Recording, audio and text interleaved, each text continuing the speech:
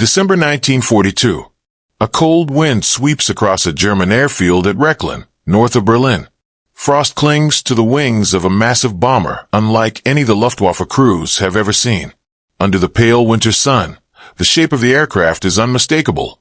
A Boeing B-17 Flying Fortress, its olive drab skin now bearing black crosses hastily painted over American stars. A group of Luftwaffe officers stands in silence, their breath rising in white clouds. Engineers circle the aircraft, studying every inch, the plexiglass nose turret, the staggered waist guns, the massive tail assembly. To them, this is not just a captured enemy machine. It is a trophy, a mystery, and perhaps a key to understanding why their own fighters return torn and burning from daylight raids.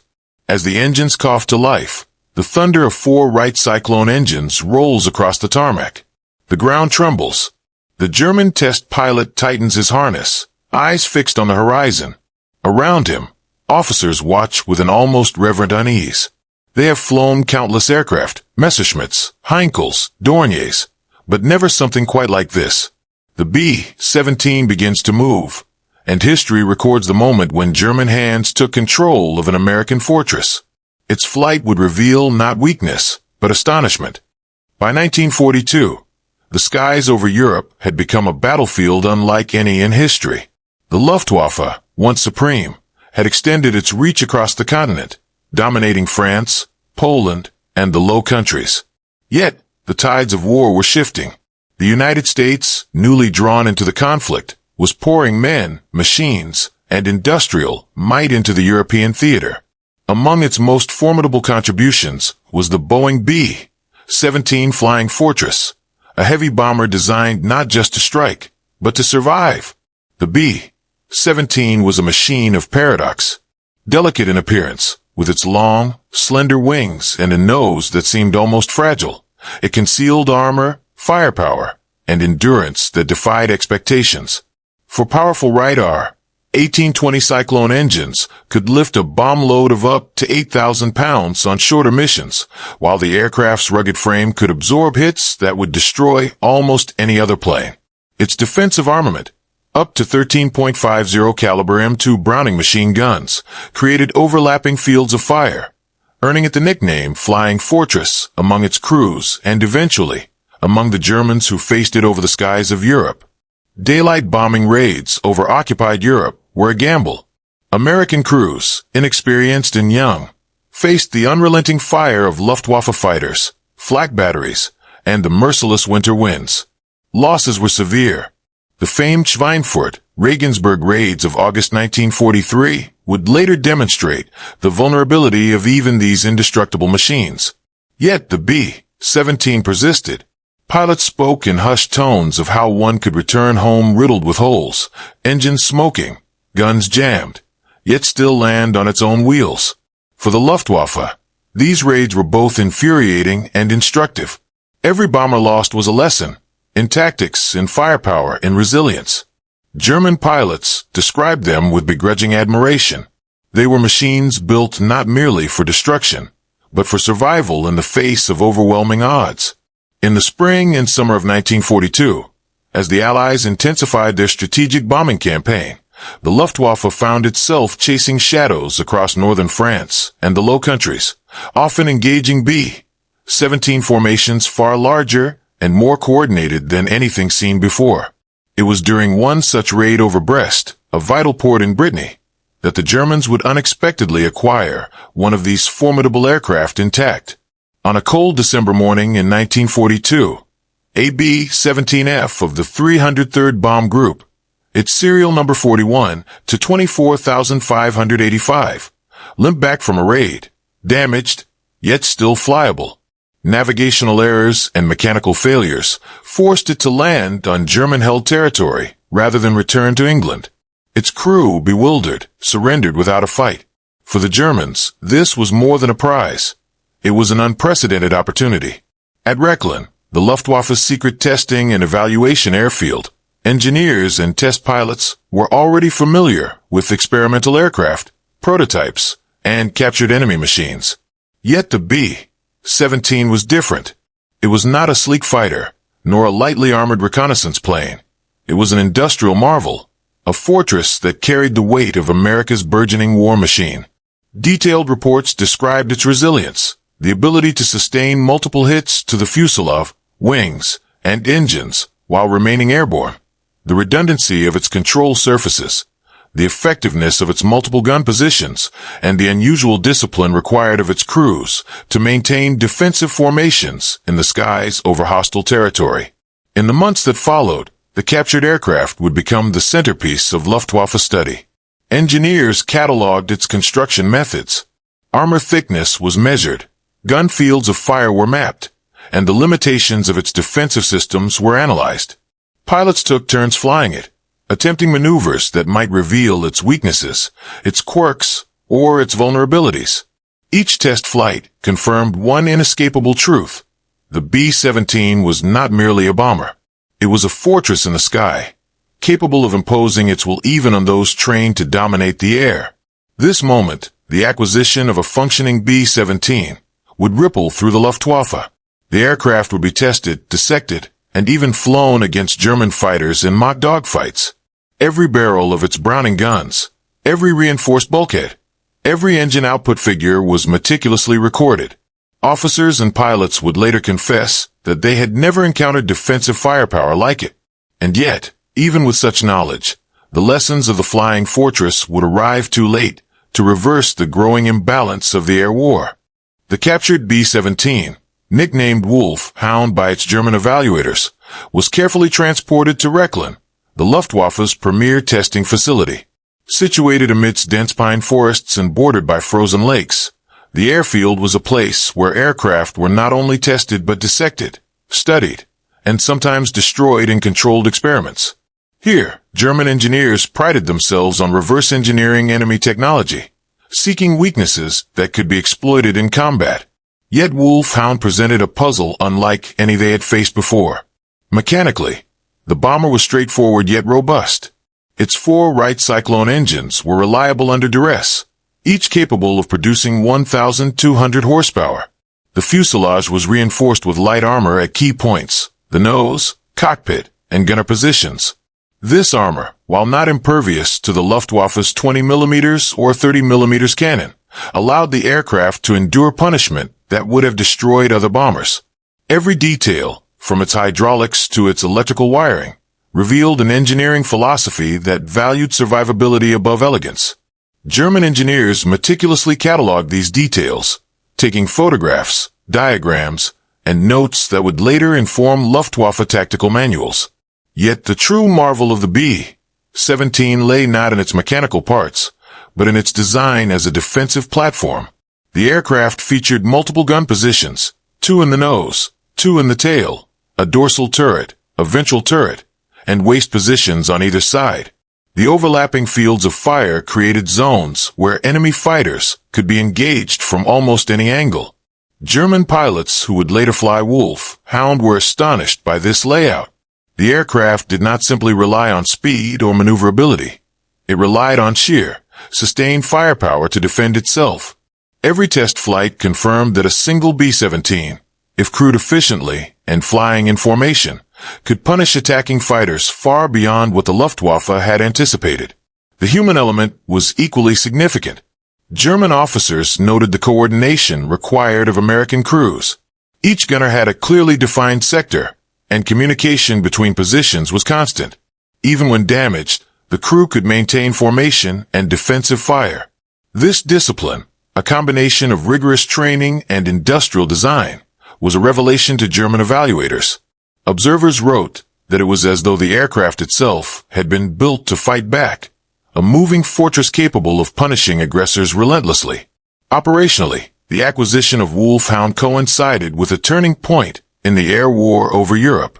The United States 8th Air Force was increasing its bombing campaigns over German-occupied France and the Ruhr industrial region. Early daylight raids had exposed the vulnerabilities of unescorted bombers, resulting in catastrophic losses. The Luftwaffe, confident in its fighters but aware of the heavy losses inflicted by these flying fortresses, saw the captured aircraft as a potential solution, a template for understanding how to attack and destroy formations more effectively. During test flights, Luftwaffe pilots engaged the B-17 in mock attacks using Messerschmitt Bf 109s and Focke-Wulf Fw 190s. Each sortie was meticulously documented. Pilots found that conventional tactics, head-on dives, tail attacks, or slashing passes, carried extreme risk. Even the smallest miscalculation exposed the attacker to a torrent of machine gun fire. In reports later submitted to command, one German officer admitted, almost incredulously, that he had never seen defensive firepower like this, and that the bomber could repel multiple fighters without apparent distress. These evaluations would shape Luftwaffe doctrine in the months that followed, influencing how fighters were deployed, how attack angles were chosen, and how Luftwaffe pilots approached daylight interception missions. Yet, despite the technical fascination and operational insights, the capture of Wolf Hound offered no decisive advantage. Germany's industrial output could not replicate the mass production capabilities of the United States. Even with the knowledge gained from the test flights, Luftwaffe fighters remained vulnerable to the sheer numbers and resilience of Allied bomber formations. The evaluations became a study in respect and frustration. Respect for the engineering brilliance of the B-17, and frustration at the limits of German strategic resources. By the end of 1943, Wolfhound had completed dozens of test flights. Every measurement, every pilot report, and every observation was carefully archived. These records would later provide historians with a rare window into how the Luftwaffe perceived the B-17, not merely as an enemy aircraft, but as a technological benchmark that demanded admiration and fear. The aircraft, more than a machine, had become a symbol of the industrial and human resolve that the Germans could neither destroy nor duplicate. The stage was now set to examine the B-17 from multiple perspectives: the human, the tactical, and the technological. Each angle would reveal not only the machine's capabilities, but also the profound effect it had on those who flew it and those who opposed it. The first and most immediate angle through which the B-17 impressed the Luftwaffe was technological. 4 German engineers and pilots accustomed to sleek, agile fighters, the Flying Fortress represented a completely different philosophy of aerial warfare. Its 4 engines, each producing 1,200 horsepower, offered not only raw power but redundancy. A single engine could fail, and the aircraft would still climb and maneuver. The fuselage, reinforced at critical points, absorbed damage that would have grounded any other bomber. The German engineers meticulously documented the B-17's internal structure, the placement of bulkheads, the routing of hydraulic lines, and the clever integration of fuel tanks into the wings to minimize fire risk.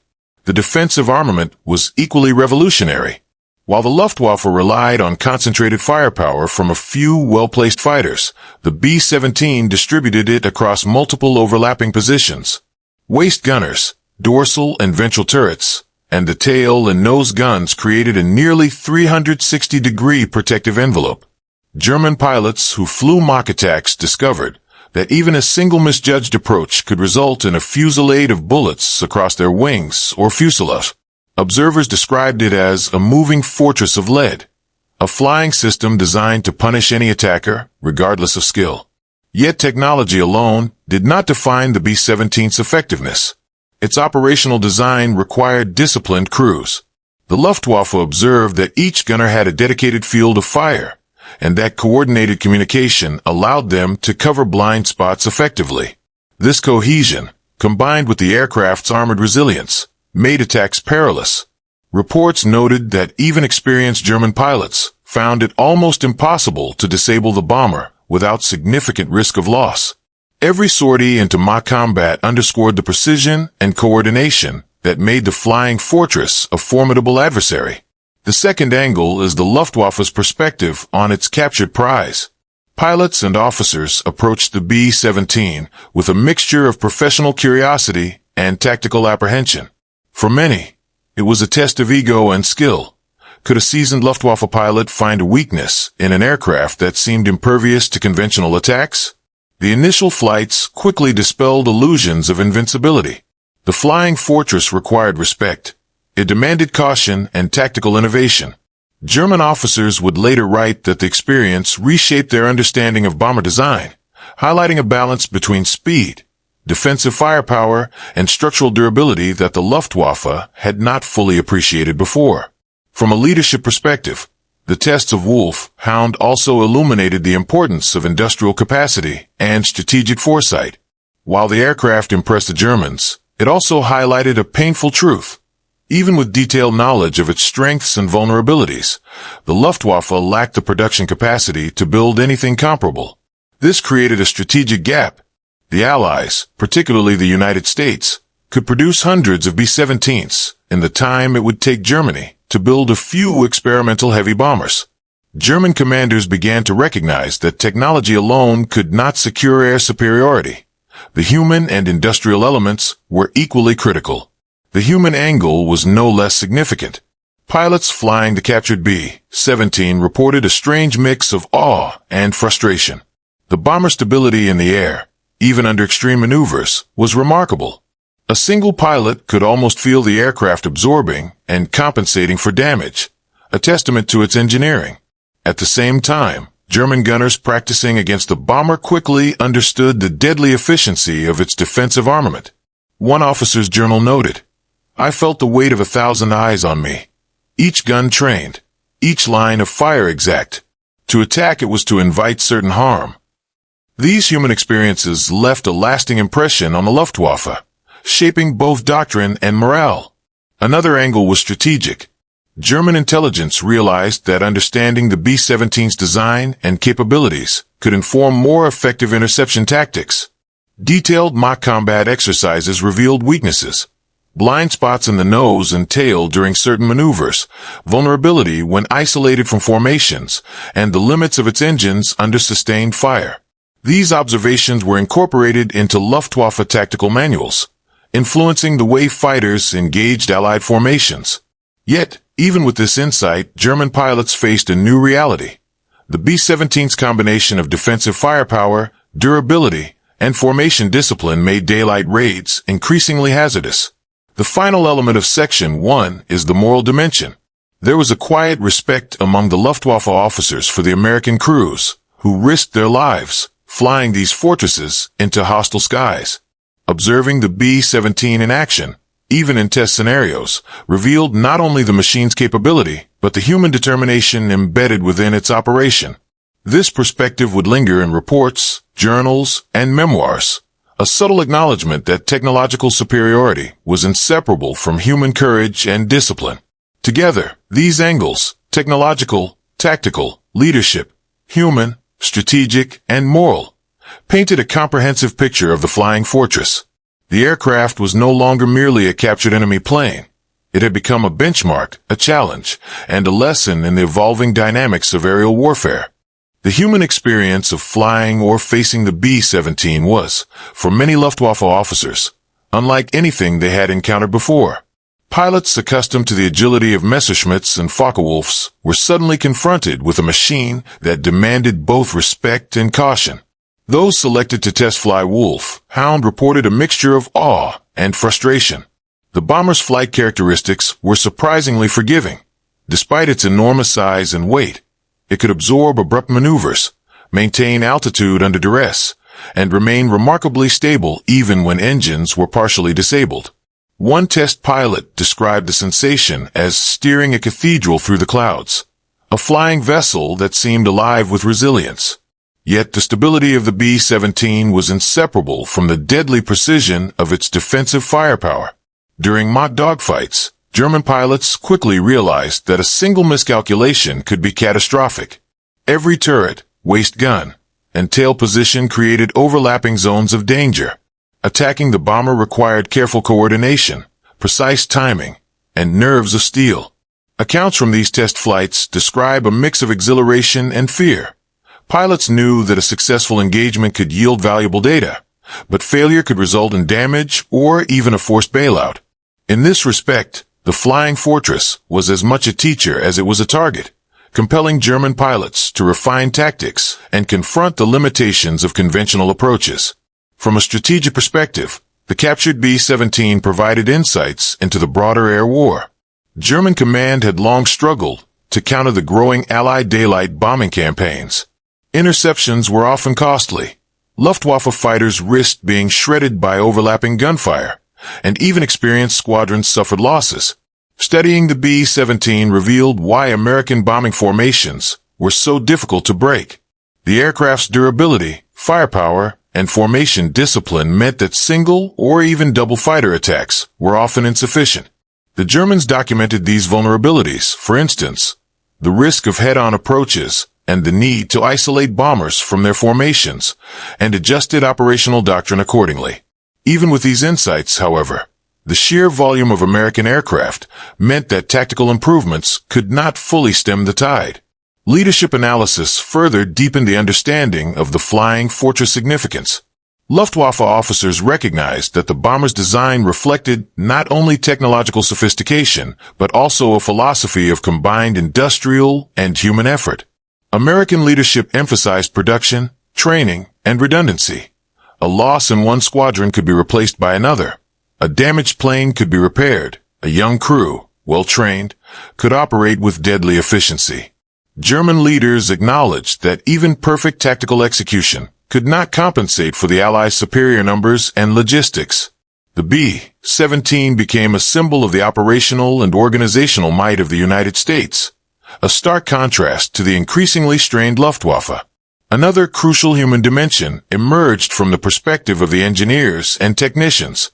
For them, Wolfhound was both a marvel and a puzzle. Every engine, hydraulic system, and armor panel offered insight into American construction methods. Yet the aircraft also highlighted the limits of German industry. Replicating the bomber's production quality, speed, and resilience was impossible under wartime constraints. Engineers marveled at the redundancy built into each system. Multiple backup controls, self-sealing fuel tanks, and reinforced frames designed to survive punishment. Observing the bomber in flight, they began to understand why German tactics against formations often resulted in heavy losses, and why the Allies could continue raids even after sustaining significant damage. The moral and psychological impact of the B-17 cannot be understated. German pilots and officers admitted a reluctant admiration for the bravery of American crews who flew these fortresses into flak-filled skies, often without fighter escort. Witnessing the aircraft's defensive capabilities firsthand reinforced the notion that technological sophistication and human courage were intertwined. The flying fortress embodied a philosophy of aerial combat that prioritized survival through discipline, coordination, and resilience, traits that demanded respect even from an enemy. Finally, the strategic lessons of the captured B-17 extended beyond immediate combat. The evaluations informed Luftwaffe decisions on fighter deployment, attack angles, and engagement strategies. Yet they also served as a sobering reminder. Technological insight alone could not change the outcome of the air war. The Allies' industrial might and ability to replace losses far outpaced Germany's capacity. The B-17 was not just a machine. It was a testament to a system in which design, production, and human training were inseparable. Through these angles, human experience, strategic assessment, leadership insight, and moral reflection, the Flying Fortress emerged not merely as an aircraft, but as a benchmark of aerial warfare. German officers had studied its every component, flown it in mock engagements, and marveled at its defenses. Yet the lesson was clear. The B-17 was a machine that demanded respect, ingenuity, and adaptation. And it was this realization that would set the stage for the coming confrontation, the intense, high-stakes encounters in the skies, where the true power of the Flying Fortress would be revealed. It was early January 1943 when the Luftwaffe conducted one of its most meticulous test flights of the captured B-17, Wolfhound. The morning air over Rechlin was sharp and clear, the frost glinting along the edges of the runway. German test pilots, some of the most experienced in the Luftwaffe, had prepared meticulously. Engineers had checked every bolt, every hydraulic line, and every turret. This flight would not only push the bomber to its limits, but measure its true defensive capabilities against their own fighters. At precisely 9:30, the four Wright Cyclone engines roared to life. The ground trembled beneath the immense fuselage as the Flying Fortress taxied, its massive wings cutting through the cold morning mist. Observers watched as the aircraft lifted gracefully into the sky. The German pilots assigned to simulate enemy attacks climbed into their Messerschmitt Bf 109s and Focke-Wulf FW 190s, engines screaming as they ascended to intercept. The sky became a controlled battlefield, a laboratory of air combat. From the cockpit of the B-17, the view was expansive and commanding. The German pilot felt the aircraft respond smoothly, despite the weight of its structure and payload. Initial maneuvers were simple: turns, climbs, and descents. Yet even these revealed the bomber's resilience.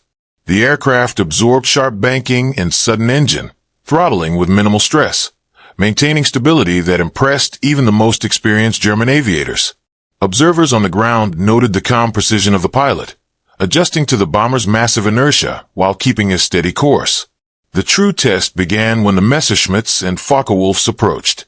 Standard attack patterns, head-on dives, tail pursuits, and slashing side passes were executed with precision. Yet each attempt met with unexpected resistance. As the fighters closed, the defensive gunners aboard the B-17 opened fire. Twin .50 caliber machine guns erupted from the nose, waist, and tail positions. The sky seemed to fill with tracer lines, intersecting and converging in deadly corridors. German pilots reported being caught off guard. Even well-rehearsed attack runs were disrupted by overlapping fields of fire that left little room for error. In one striking maneuver, a Messerschmitt attempted a classic tail run, closing in from the rear at 320 kilometers per hour. The tail guns, however, tracked smoothly, forcing the attacker into evasive action.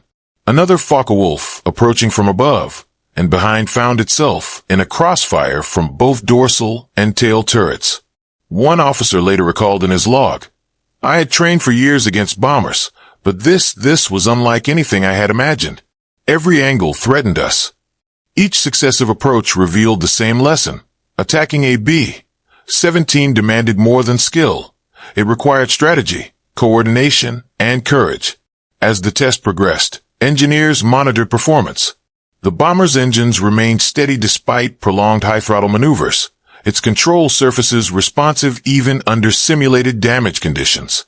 Fuel consumption, wing stress, and maneuver limits were measured in real time. Damage simulation exercises were conducted, firing blanks at sections of the fuselage to evaluate armor resilience. Remarkably, the aircraft maintained operational integrity, absorbing hits without catastrophic failure. Observers began to note a repeated pattern. The B-17 was not merely surviving these attacks, it was dominating the engagement. The Luftwaffe's mock combat exercises yielded a startling revelation. Not only could the flying fortress endure extreme stress, but its defensive firepower effectively neutralized multiple attacking fighters. German reports stated that even a squadron of experienced pilots found themselves outmatched by the coordination of gun positions and the durability of the aircraft. For officers who had flown against Allied bombers over France, the implications were sobering. Here was a single machine that could impose fear and damage upon their most skilled pilots, a tangible demonstration of why Allied bombing raids continued to inflict heavy losses despite German efforts. The climax of the flight came with a controlled simulation of a formation attack. Two B-17s, one acting as a decoy, executed maneuvers to simulate standard Allied formation tactics. German fighters engaged, attempting to isolate one aircraft. The results were instructive and alarming. Attackers were repelled, outmaneuvered not by speed, but by overlapping fire and formation discipline.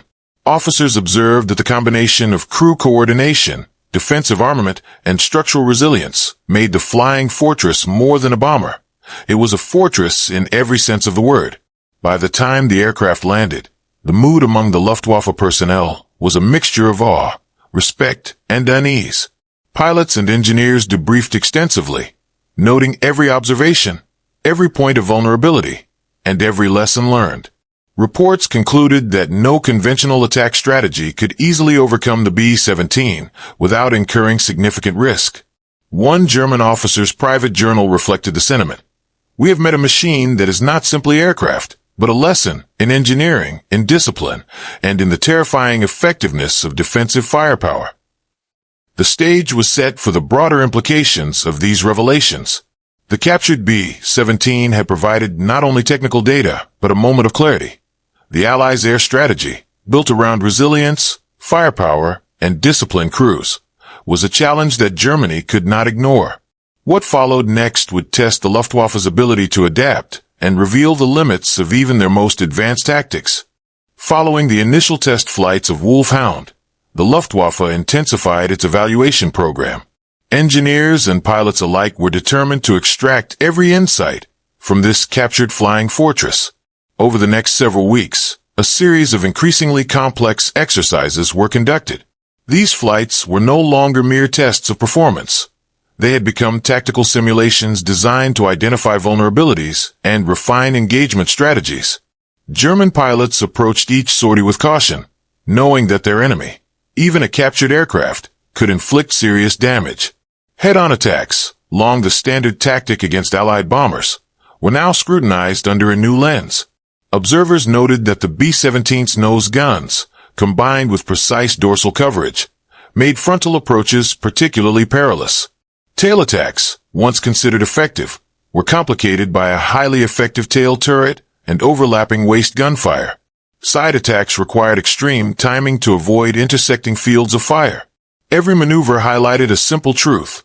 Attacking a flying fortress demanded not just bravery, but exacting calculation. The results of these exercises forced a fundamental reconsideration of Luftwaffe tactics.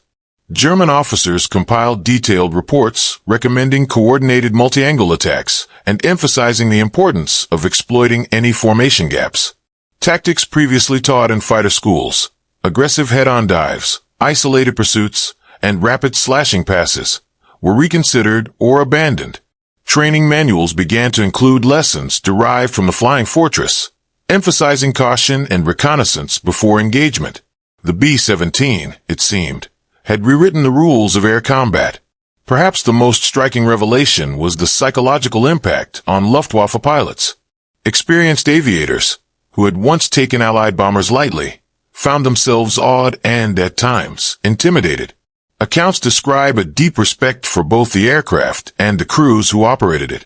Pilots noted that even in mock engagements, a single misjudgment could lead to near disaster. One pilot's report stated, "We had trained for years to intercept bombers, but this machine, it commands respect. Its defenses are relentless, its resilience extraordinary. To attack it is to court destruction." This acknowledgement of fear and respect marked a rare admission of admiration for enemy engineering within the German Air Force. The captured B-17 also provided insights into Allied operational philosophy. German officers observed that the aircraft was designed not for speed or maneuverability alone, but for sustained combat and survival. Crew coordination was integral. Gunners were trained to cover each other's blind spots, and formations were disciplined to maximize mutual protection. Engineers noted the redundancy of critical systems. Multiple hydraulic lines, dual control cables, and self-sealing fuel tanks allowed the aircraft to endure damage that would disable any other bomber. Each observation reinforced the idea that the flying fortress was more than the sum of its parts. It was a system designed to survive, adapt, and fight back. Tactical simulations revealed a specific vulnerability: isolation. While the B-17 excelled in formation, a lone aircraft, separated from its squadron, became markedly more susceptible to attack. German officers incorporated this into their tactical thinking, emphasizing disruption of formations as a key objective. Yet even in isolation, the aircraft's overlapping fire zones remained deadly, and pilots found that multiple aircraft were still required to ensure a successful interception. The lessons were clear: quantity, coordination, and patience were essential, but so too was the understanding that attacking such an aircraft carried inherent risk. The evaluations also affected Luftwaffe leadership at a strategic level. Commanders recognized that even with detailed knowledge of the B-17, German industry could not replicate the aircraft's durability or production scale. The exercise highlighted a growing strategic imbalance. The Allies could replace losses rapidly, train new crews, and continue daylight bombing campaigns with ever-increasing sophistication. The captured bomber, while invaluable as a teaching tool, underscored the limitations of German resources in a war increasingly defined by industrial output and logistical capacity. By the conclusion of the program, Luftwaffe officers offered a unanimous assessment. They had never encountered defensive firepower like that of the Flying Fortress. Reports praised the aircraft's stability, firepower, and crew coordination, noting that the B-17 represented a benchmark in strategic bombing design. The lessons learned influenced fighter deployment, interception tactics, and engagement philosophy. But they also revealed an uncomfortable truth. German pilots could adapt, but they could not match the combination of engineering excellence, crew discipline, and industrial strength embodied in the B-17. The Wolfhound tests closed with a final series of mock missions. Pilots maneuvered against the Flying Fortress. Engineers noted every response, and officers meticulously documented outcomes.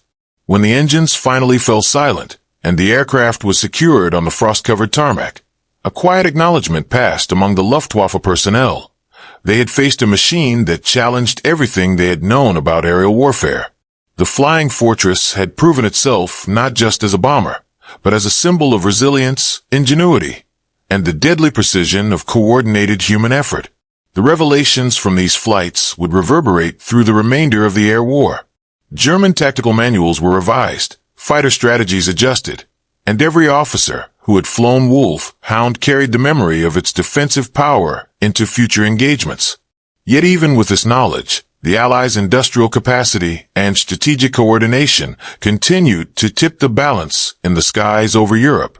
The captured B-17 had revealed the limits of adaptation and the inescapable reality of facing an opponent whose combination of technology, discipline, and production power was unmatched. By mid-1943, the intensive test program of Wolfhound had concluded, leaving the Luftwaffe with detailed technical reports and tactical analyses. The captured B-17 had been dissected, studied, and flown repeatedly, revealing both its formidable strengths and the limited vulnerabilities that could, in theory, be exploited. Yet, despite these insights, the broader air war had already moved beyond the reach of individual aircraft evaluations. Allied bombing raids were increasing in scale and precision, and the lessons learned at Rechlin would serve more as guidance than as a decisive countermeasure. Wolfhound itself met a quiet and unremarkable end, a fate shared by many captured enemy aircraft. Stationed at Rechlin under guarded conditions, it remained a focal point for testing until late 1943, when Allied intelligence and air raids began to threaten German facilities. Bombing of Luftwaffe airfields in northern Germany, including Rechlin, rendered the continued use of such test aircraft impractical. Historical records indicate that Wolfhound was either destroyed during an air raid or dismantled to prevent its recapture. Its components, however, continued to inform Luftwaffe engineers for months after its disappearance, embedded in technical manuals and internal reports. The human legacy of the Flying Fortress evaluation was perhaps more profound than the physical one. Luftwaffe pilots and officers carried the memory of its defensive capabilities into combat operations. They had witnessed firsthand the effectiveness of overlapping machine gun fire, the stability of the aircraft under extreme stress, and the disciplined coordination of American crews. These observations reshaped training and engagement philosophy. Fighter pilots were instructed to attack in coordinated groups, exploit blind spots, and avoid isolated engagements. Yet, even with these tactical refinements, the experience underscored a sobering reality. Facing formations of B-17s in daylight raids remained a perilous undertaking. Reports filed by test pilots emphasized a recurring theme: admiration mixed with respect. One officer wrote in his journal that the Flying Fortress demands more than skill. It demands a form of courage born from understanding the danger it represents. German engineers, too, reflected on the lessons embedded in the aircraft's construction. Redundancy, armor placement, and crew coordination combined to create a bomber that could survive what would destroy any conventional aircraft. These lessons would influence not only tactical thinking, but also the design philosophy of later German aircraft, particularly the push toward heavier fighters and long-range interceptors. Strategically, the evaluation of Wolfhound highlighted the growing imbalance in the air war. Germany could study, adapt, and innovate, but it could not match the industrial scale of the United States. The Allies could replace losses at a rate Germany could not hope to match, and the B-17, mass-produced, resilient, and coordinated, embodied this advantage. Even as the Luftwaffe integrated insights from the captured aircraft into doctrine, it became clear that incremental improvements could not overcome the sheer weight of Allied numbers and resources. The Flying Fortress thus became a symbol, a benchmark of what industrialized air power could achieve when combined with disciplined crews. In broader terms, the fate of Wolfhound served as a microcosm of the war in the air, a moment of intense study, admiration, and tactical revelation, ultimately overtaken by the relentless momentum of strategic reality. While the Luftwaffe learned much from the aircraft's capabilities, the insights could not halt the accelerating pace of Allied operations. By the time of the raids on the Ruhr and later Berlin, the lessons derived from the Flying Fortress were operationally useful but strategically insufficient. The captured B-17 had exposed both the potential and the limitations of German adaptation. In mock combat, it had dominated, revealing vulnerabilities in existing tactics and forcing adjustments. Yet in the larger picture, it highlighted a growing disparity. German skill and knowledge could confront American ingenuity and bravery, but it could not match American production, logistics, and the sheer numerical advantage. The Flying Fortress had taught the Luftwaffe respect for the aircraft, for its crews, and for the industrial and human systems that produced it. And in doing so, it had foreshadowed the mounting challenges Germany would face in the skies over Europe. The story of Wolfhound and of the captured Flying Fortress was both a triumph of insight and a reminder of limits, a moment when the Luftwaffe glimpsed the full force of Allied resolve and knew it could not simply be overcome by tactics alone. The strategic implications of the captured B-17 extended far beyond Rechlin. Luftwaffe command analyzed every report, integrating lessons into operational doctrine. Fighter units were instructed to coordinate attacks in waves, exploiting gaps in bomber formations while minimizing exposure to defensive fire. Pilots were trained to avoid predictable approaches and to concentrate on disrupting squadron cohesion. Manuals were updated with precise data from Wolfhound, ranges of defensive fire, angles of vulnerability, and performance limits under various simulated damage conditions. In theory, these insights could increase interception success rates. Yet in practice, the sheer resilience and numbers of American bombers continued to challenge German forces. Even as doctrine evolved, the psychological impact on German aircrews persisted. Veterans who had flown the captured Flying Fortress carried a mixture of respect and apprehension into combat. Pilots recounted the immense firepower and stability of the aircraft, often using it as a benchmark for caution. Stories circulated in fighter wings of mock engagements against Wolfhound, emphasizing that overconfidence could be fatal. The aircraft had become a symbol, a lesson in humility, discipline, and the relentless danger posed by coordinated Allied formations. The operational value of these lessons became evident during the 1943 raids over the Ruhr and other industrial centers. Luftwaffe units applied coordinated attacks learned from the B-17 tests, aiming to concentrate fire and exploit momentary weaknesses in bomber formations. Despite these efforts, the heavy defensive firepower of the Flying Fortresses continued to exact a toll. German reports from engagements described formations riddled with tracer fire, often forcing retreat or limiting effectiveness. The data from Wolfhound improved tactical awareness, but it could not overcome the overwhelming combination of Allied industrial capacity, aircrew training, and strategic planning. From an engineering perspective, the insights gained influenced limited experimental projects within the Luftwaffe.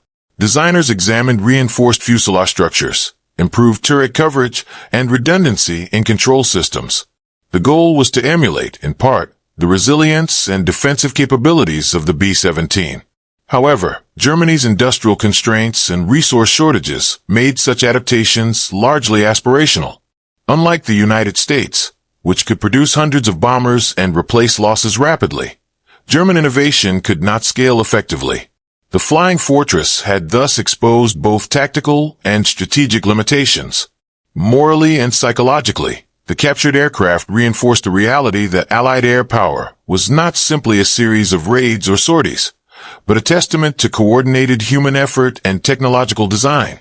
The Luftwaffe recognized that American crews were trained to operate under extreme conditions, to maintain discipline within tight formations, and to sustain missions despite severe damage. These observations deepened German respect for the adversary, even as it underscored the growing impossibility of halting the Allied bombing campaign. By late 1943, the lessons from Wolf Hound had become institutionalized. Tactical manuals referenced attack angles, blind spots, and engagement strategies derived from the captured bomber. Fighter pilot training incorporated simulations of B-17 defenses, and officers emphasized the importance of coordination and patience in combat. Yet the broader trajectory of the air war remained unchanged. American industrial output, combined with the mass deployment of flying fortresses, ensured that strategic bombing campaigns continued to grow in scale and intensity. The aftermath of the captured B-17 also highlighted a key lesson in warfare. Knowledge alone cannot substitute for resources and numbers. The Luftwaffe's detailed understanding of the aircraft, while impressive, could not counteract the systemic advantages of the Allies. The Flying Fortress had demonstrated that survivability, firepower, and crew discipline could shift the dynamics of combat, but it also revealed the limits of adaptation under constrained circumstances. Germany's inability to replicate these advantages on a large scale foreshadowed the mounting difficulties it would face in subsequent aerial engagements. Ultimately, the story of Wolfhound serves as a microcosm of the broader air war, a moment of technical revelation, tactical learning, and human awe, set against the unyielding momentum of strategic reality. The Flying Fortress had taught the Luftwaffe respect, caution, and ingenuity, but it also highlighted the stark imbalance between technological insight and industrial might. The lessons gained were profound, yet insufficient to change the outcome of a war increasingly defined by production, coordination, and endurance. The stage was now set for reflection, to consider what this encounter with a single, captured Flying Fortress meant for history, human ingenuity, and the evolution of aerial warfare. The story of Wolfhound, the captured B-17 Flying Fortress, is a testament to the convergence of human ingenuity, industrial might, and disciplined courage. In the frozen fields of Rechlin, German pilots and engineers witnessed an aircraft that defied conventional expectations, not through speed or maneuverability, but through resilience, coordination, and sheer defensive firepower. For a moment, the Luftwaffe encountered a machine that could withstand their best tactics, challenge their skill, and demand respect. Yet the significance of this episode extends beyond the technical marvel. It highlights the broader lessons of World War II, that warfare is as much about organization, production, and human discipline as it is about individual heroism or tactical brilliance. The Flying Fortress was more than steel and engines. It was the embodiment of a system in which training, engineering, and logistics were inseparable. It revealed to the Germans the limits of adaptation when faced with an adversary capable of replacing losses, innovating rapidly, and coordinating on an unprecedented scale. There's also a quiet human lesson in this story. The Luftwaffe's officers and pilots, even in the midst of war, acknowledged the courage and skill of their adversaries. They saw firsthand the deadly efficiency of crews operating under extreme conditions, maintaining discipline in the face of danger. The respect they recorded in logs and reports serves as a reminder that even in conflict, admiration for skill and resilience transcends sides. Wolfhound reminds us that technology alone does not define victory. It is the interplay of human determination, industrial capability, and tactical execution that shapes outcomes. The captured B-17, in its brief life under German evaluation, left a profound imprint on those who studied it, influencing doctrine, shaping perceptions, and revealing the immense challenge that Allied air power represented. In the end, the Flying Fortress is more than a historical artifact. It is a symbol of resilience, of ingenuity, and of the unyielding spirit of those who dared to fly into hostile skies. Its legacy endures, not only in the annals of aviation history, but in the lessons it imparts about the enduring relationship between human courage and technological innovation.